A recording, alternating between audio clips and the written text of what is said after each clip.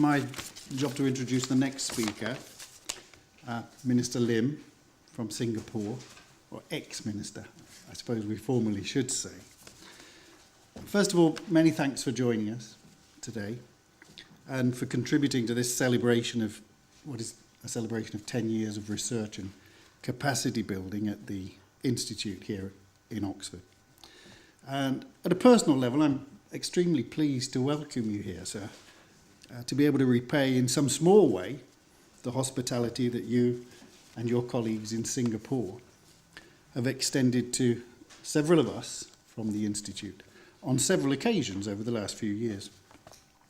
When we, in collaboration with your ministerial office and the Singaporean Council for the Third Age, have organised workshops for key figures in the field of population ageing in Singapore. And I remember my own first visit to Singapore in preparation for the first of this series of workshops, meeting with staff and board members of the Council for the Third Age. And there was a lot of talk, and there was a lot of talk about the minister. And the minister who was so engaged, and the minister who was so supportive. And we heard lots about what I can only call the exploits of the minister in supporting the work of the Council for the Third Age and in promoting positive and active ageing in Singapore. It was very obvious this was not a minister who dictated from behind a polished ministerial desk. This was a minister who lived the positive and active ageing life to the full, driving motorbikes, rollerblading through the streets of Singapore, dancing, rock wall climbing, etc., etc. And my own first thoughts were, gosh, are we going to survive our first meeting with this whirlwind of a minister? But we did. And we discovered that, yes, this was indeed a minister who lived and breathed the ideas of positive and active ageing. But more importantly, he was a minister for the aged in Singapore with a passion and commitment, I think it's fair to say, that matched his daredevil spirit. And also a very kind person with a very warm hospitality. And I think we all remember as well very fondly his attendance at the workshops. It was a very hands-on experience for us, and taking part very actively in the workshops and engaging with the participants in the workshops and taking part. I remember in one particular set of activities where we were discussing Singapore 2020, and Minister Lim putting on a very brave face when one of the participants said, well, maybe in 2020 the People's Action Party won't be in power. And for those of us who've been to Singapore, we will know what a dramatic statement that is. But taken in good spirit. In the speakers' biographies, which you have, then you'll note that Minister Lim has a very long and a very distinguished career at the very top of politics in Singapore. First in the trade union movement, subsequently in government office, and often navigating very troubled waters and very difficult times. I'm often asked by journalists, mostly at the end of an interview about my research, where I should like to grow old. And tempted though I am to say, by a swimming pool in the Bahamas, I often answer, well, listen, in Singapore, the government is investing a huge amount of resources in addressing the challenges and reaping the rewards of its ageing population. So perhaps we should all consider moving there. And that, in no small way, is an acknowledgement, I think, of the work of Minister Lim and his colleagues back in Singapore. So it's with very great pleasure that I hand over to Minister Lim. Thank you.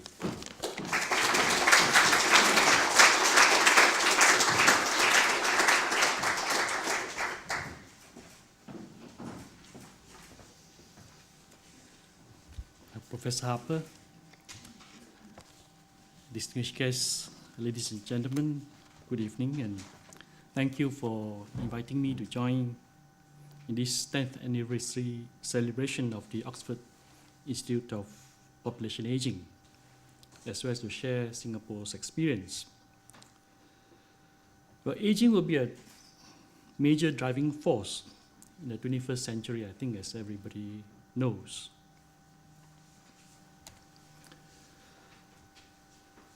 By 2025, 15% of the world population will be age 60 and above, and by 2050, 22%. The UN and World Health Organization recognize the profound impact of global aging. In 2002, the UN agreed on the Madrid International Plan on Aging, while the World Health Organization's Active Aging Framework marked a paradigm shift to envision older people as active participants and contributors in an age-integrated society. Now, Singapore is at the threshold of rapid pace of aging. Over the next 10 years, we will age at the rate of 6% per annum. So what does it mean for us, and what should we do? Now, before I explore the impact of such rapid aging, let me briefly highlight 3 pertinent age constructs, namely chronological, functional, and social age, to provide some insights to our experience. Like most governments, we often use chronological age to design programs or schemes. In Singapore, 2 programs or 2 schemes that we have define the age of senior citizens: the right to withdraw one's retirement savings at the age of 55 years. 55 years, very young. From the Central Provident Fund, which is the central pillar of our retirement financing framework. And the retirement age, which was previously 55, and now stipulated at 62 under the Retirement and Re-employment Act. The second construct is functional age, which is a measure of the health and fitness of a person. With our relative success in healthcare, older Singaporeans today are younger in functional age than their predecessors. So 50 is the new 40. It's gaining ground in Singapore. I've even said 60 is the new 40, rather than 50 is the new 40. The third is the social age, which is what older persons, families, and society perceive as age-appropriate norms, as well as cohort characteristics of older persons. The social construct can be shaped by improvements in functional age. It can also be influenced, often unwittingly, by chronologically defining the age at which the people can withdraw from the Central Provident Fund savings when they retire. The social construct of age is also impacted by perceptual and structural lags in social and political institutions. Now, let me now share with you our experience so far in preparing for an aging society. We first established the Committee on the Problems of the Aged in 1982, chaired by the late Mr. Hau Yung Chong, then the Minister for Health. The committee emphasized 3 things: active aging, importance of family in the care of the aged, and financial security and employment. That committee is remembered for 2 proposals: raising the retirement age and the withdrawal age of retirement funds from CPF from 55 to 60. Sound proposals. unfortunately highly unpopular. That was 1982. In 1984, when we had the general elections, the governing party, the People's Action Party, suffered a swing of 12 percentage points in overall votes. I think it's an experience which all governments dread, all who are in office dread to do things that need to be done because of the impact on the next general elections. So we learned very early at the pain about this pain of perceptual lags, and that social constructs of age can be very resistant to change. In 1999, we formed an interministerial committee on the aging population headed by Minister Mabao Tan, then Minister for National Development. And the committee made comprehensive recommendations in social integration of the elderly, in healthcare, financial security, employment, and employability, housing and land use, and social cohesion. Then in 2004 to 2006, we had another committee called the Committee on Aging Issues, co-chaired by the Ministry of Community Development, Youth and Sports, and the Ministry of Health. The emphasis was on the upcoming senior cohort of baby boomers and better integration of health and eldercare services. And concurrent to this committee was another committee called the Tripartite Committee on the Employability of Older Workers, set up in 2005 to look into the employability of older workers.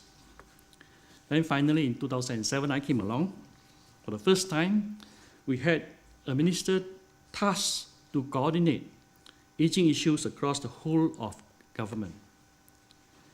We also moved from task forces that brainstorm recommendations to a standing committee of ministers to oversee the implementation of policies across the whole of government. Now, this short recount of our history indicates 3 lessons. First, the key areas of concerns in aging have not changed substantively over the decades. Aging gracefully with meaning and purpose, healthcare and eldercare, financial security and employment, and an age-friendly physical and social environment. Second, demography certainties translate into hard truths, yet there can be problems with public buy-in because of structural and perceptual lags. Thirdly, we must not only have sound policies, but be prepared to communicate, convince, and even prompt changes in social institutions and paradigms to be ready for aging. Now, under my watch, the Ministerial Committee on Aging, which I chaired, pursued 4 strategic thrusts to achieve successful aging in Singapore: financial security and employability, active aging, holistic and affordable healthcare and eldercare, and aging in place.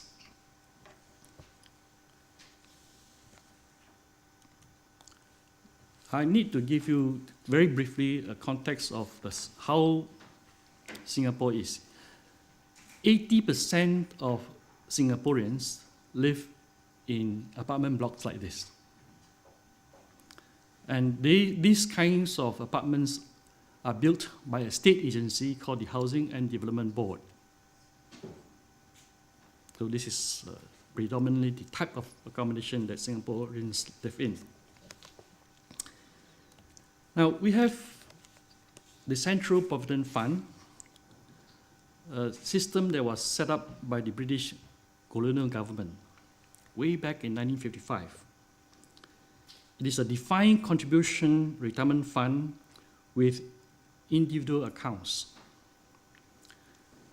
Now, following the failure in 1982 to raise what I mentioned just now, the withdrawal age for CPF funds, the Singapore government put in place in 1987 requirements for minimum sums to be retained in the Central Provident fund accounts past age 55. They would provide a small stream of money to the individual for the next 20 years. So anything above that minimum sum, they could withdraw at the age of 55 to maintain the previous compact. But the requirement that they leave behind that sum, which they can draw on for 20 years. Now, as I mentioned, over 80% of Singaporeans live in this kind of apartment homes, and most of these are owner-occupied.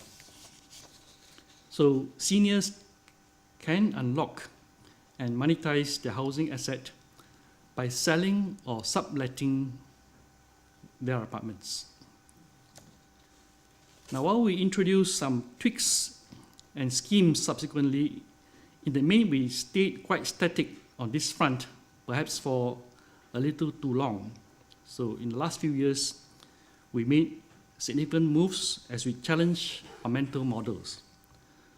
First, we introduced CPF Life scheme in 2007, an insurance scheme that risk pools individual longevity risks and provides a steady stream of lifelong income for seniors. This was a policy departure because up to now, given our emphasis on self-reliance, we had always stressed individual savings and overlooked the possibilities of risk pooling in retirement adequacy. So we introduced CPF Life in 2007, which is basically an annuity scheme that provides a stream of income for the rest of the person's life. And this slide shows the options which they can have from their minimum sum, which I mentioned just now. And you will pay for the rest of their lives. And second, we tackle retirement. We tackle retirement over many years, actually, from the 1980s. That time I was in the trade union movement, and our job was to convince Singaporeans that they should work beyond 55. And as a trade union leader, I got scolded by my members for that kind of suggestion. But over time, attitudes change. And even now, we are still not satisfied at the retirement age. And I, for one, have said we should work for as long as we want and as long as we can. And Ms. Lee Kuan Yew, whom I think most people know, made a statement that provides a very graphic picture that retirement is death.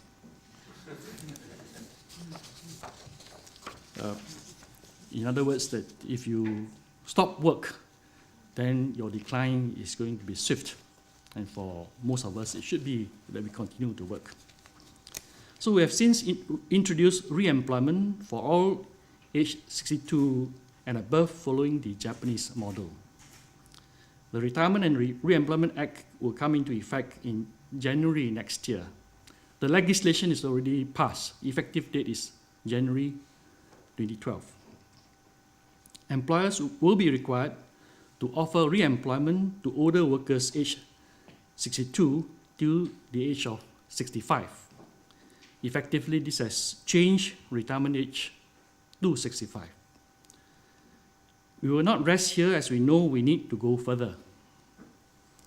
I may not play a role in this actively in the parliament anymore because I've retired, but I have more than once said we should aim for 70. But it is not enough to talk about the retirement age. More importantly, you should look at the employment rate. How many people are actually working? So in 2010, the employment rate for those aged 55 to 64 stands at 59%. And our target is to achieve 65% by 2015.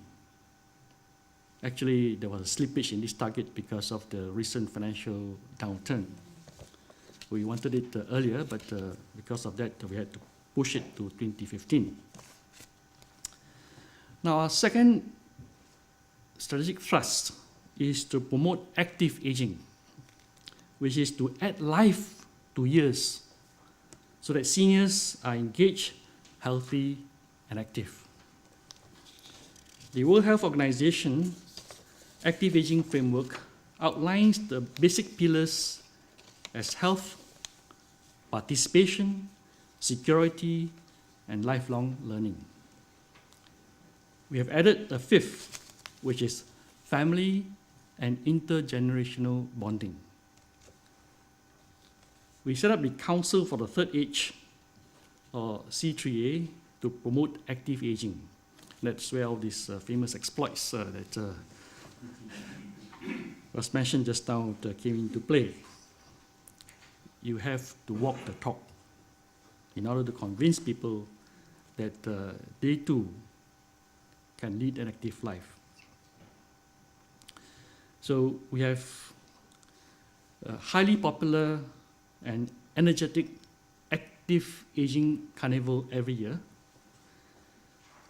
that encourages the individual to take personal responsibility for his well-being. And another noteworthy initiative under this Council for the Third Age is the partnership with Oxford Institute of Population Aging, which accounts for my presence here this evening. In 2008, we launched the National Wellness Program to promote healthy habits and social engagement of older persons. Now, this program aims to reach out to 50% of Singaporeans aged 50 and above, or approximately 650,000 older Singaporeans by the year 2015. Now, why 50 when that's a relatively early age? It is because if you want older people to be in the habit of being active, you should start younger.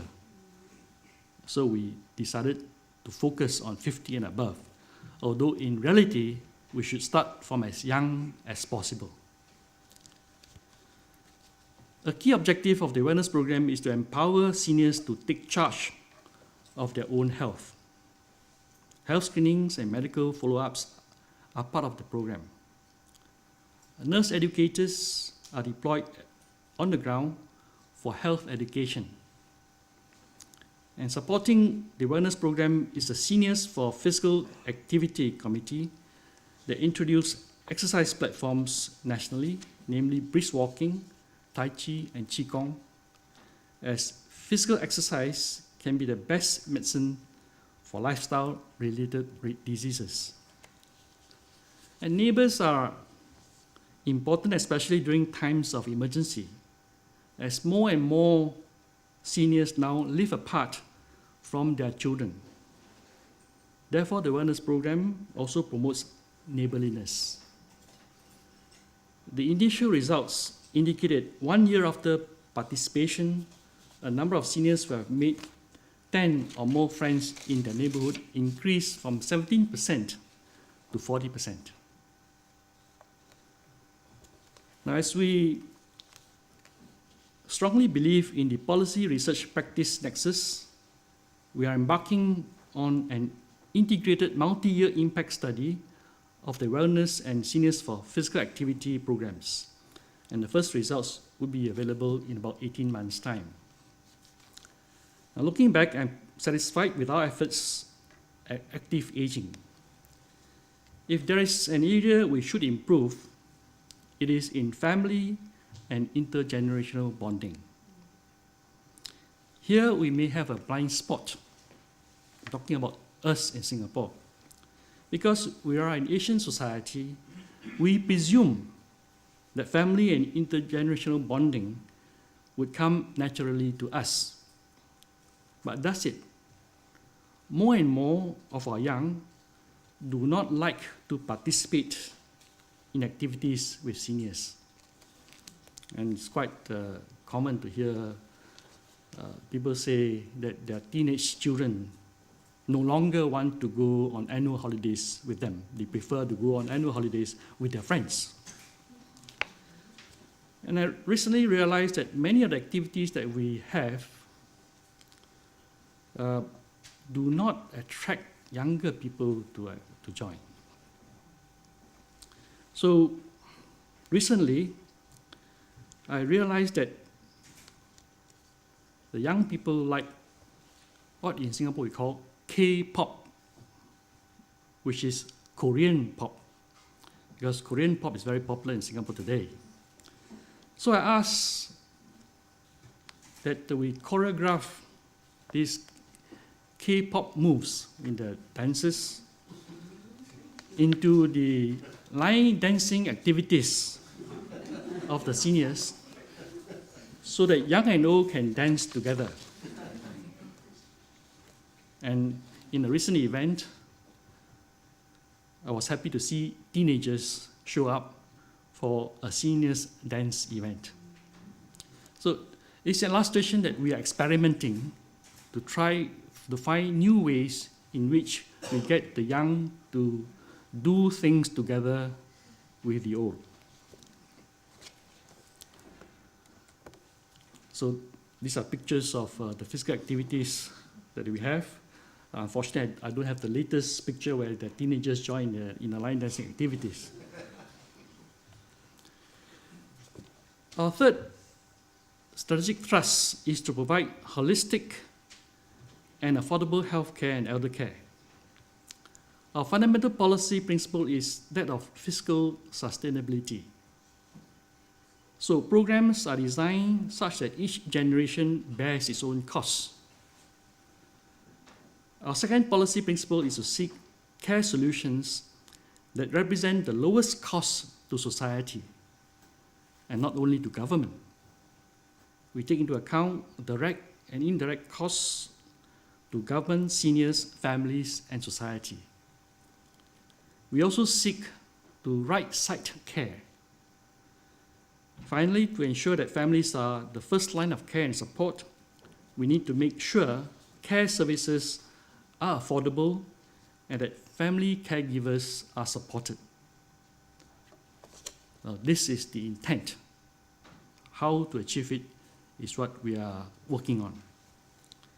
In terms of the service delivery, our policy principle is that care should be senior and family-centric, and so provided in a holistic and integrated manner. This means we need to integrate services across the social and health ministries, two different ministries with very different mindsets. I see nodding, I think it's the same problem in all countries. We have not quite achieved a successful marriage yet. We agreed on cohabitation.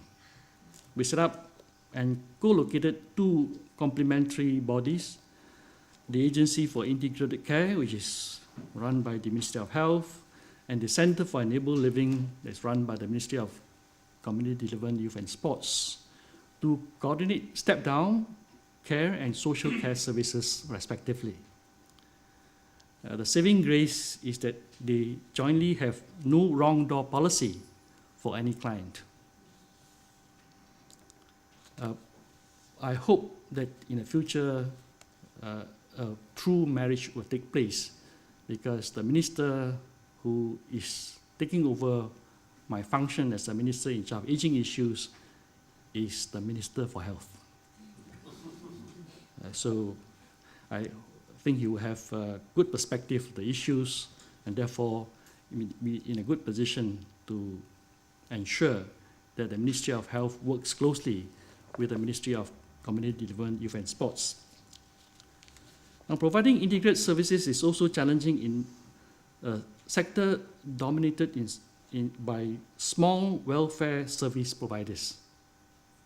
I think It varies from country to country, but in Singapore, we have many small service providers that are run by voluntary welfare organizations. So we have to consciously groom a few to make them bigger and more comprehensive. So to transform from subscale to efficient delivery of services because of the economies of scale.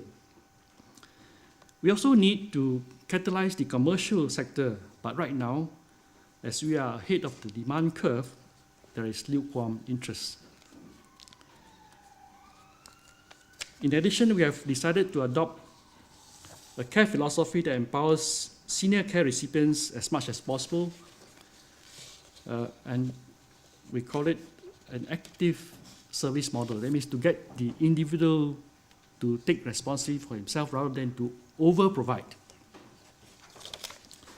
Now, I know we are a bit pressed for time, so I have a text which perhaps Professor Sarah Harper could circulate to any of the members who are interested in it. But let me just quickly go through the remaining slides that I have. We have a barrier-free accessibility program. I mentioned the public high-rise apartment blocks. They were built with lifts that do not stop at every floor. Every 4 or 5 floors, there's a lift landing. So which means that people have to walk some steps. And that, of course, is difficult for some seniors. So we have had a massive program over the last 10 years to retrofit all these apartment blocks so that the lifts stop at every floor. We have also made sure that the pathways are provided so that people can move from one place to the other and not be stopped because of barriers.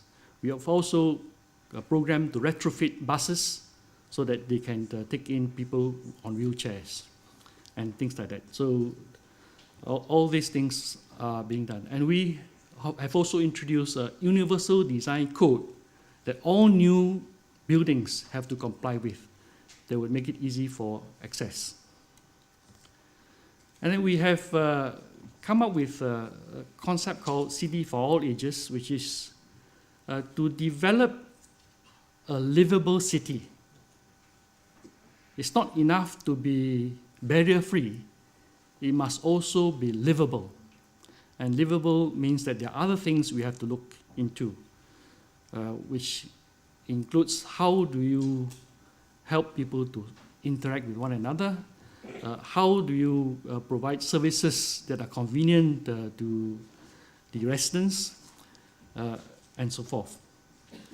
And we also have a silver community test bed program, which encourages people to do research, to come up with assistive devices or systems that will enable people to live and age in place. And we have a project in the town called Marine Parade, which has got 20,000 residents, a small microcosm of Singapore, which has got the age profile now of what we will be in 2020, and to walk the ground with the people there, the community leaders, to find out what is short and to rectify those. And whatever we find short that could be replicated in other parts of Singapore, we will do so. It's a very exciting project that we have, the results of which we will see probably in 2 or 3 years' time. So with that, I conclude my presentation. Thank you.